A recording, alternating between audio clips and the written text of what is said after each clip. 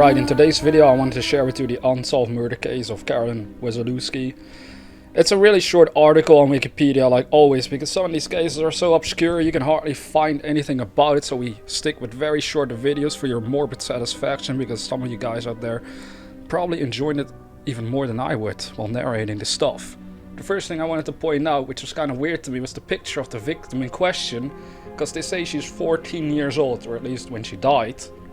And in the picture she kind of looks like an old lady. So take that as you want, but looks kind of weird to me. But then again, some people look older than they actually are, so... Alright, so on the wikis they wrote the following. Carolyn Wasilewski was the 14-year-old victim of an unsolved murder that made national headlines during an intensive search for suspects near her home in Baltimore, Maryland. Her remains were discovered in a rail yard by an engineer on a Pennsy express train bound to Baltimore from Harrisburg, Pennsylvania, on the morning of November 9th, 1954.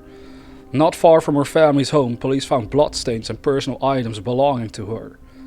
Now, they said long before she was identified, police had concluded that the murder had occurred elsewhere and she had been thrown from the bridge or dragged down a bank to the tracks. That is what the Baltimore Sun reported in 1954. Written on her right thigh in lipstick or something else was the name Paul. 7 days earlier, on November 1st, she had testified in a carnal knowledge case involving one of her girlfriends.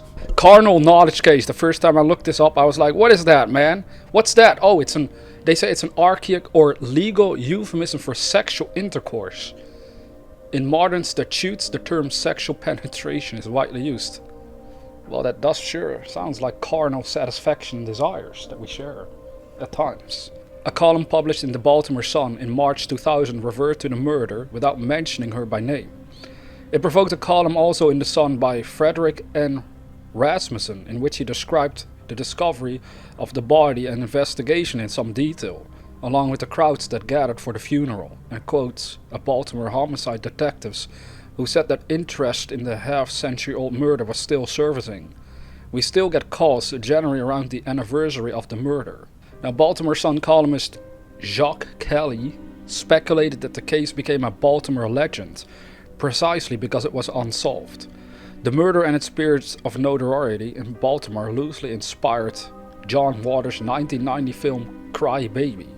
Waters recalls the media's framing of the case in the context of the negative aspects of Baltimore's drape youth subculture.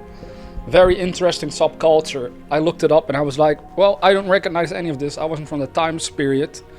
It looked kind of weird how they dressed though. I'm not gonna lie about that, but to each their own. This is still an unsolved case and apparently, as they said, it piques interest on November 9th, I suppose, around that time span. And now it's January 2020 and they still haven't figured out who is responsible for the murder of this young girl. And that usually is one of those cases where the more decades pass, the less of a chance it is that they solve it, though sometimes it does happen. But other than that, they didn't really have a lot of information, I suppose, on what happened besides finding her body. Like, they didn't really provide any details of in what sort of state the body was in, like what the cause of death would be. But I guess it doesn't really matter. The fact still remains it's an unsolved murder, so let's just say, like always, we hope the victim is resting in peace, and hopefully one day the perpetrator will be found. But until then, feel free to do your own research, and if you're the perpetrator, please let me know in the comment section below. Trust me, I won't tell anyone, but we sure need to have a talk about your behavior. And with that being said, as always, dear viewer, have sweet dreams.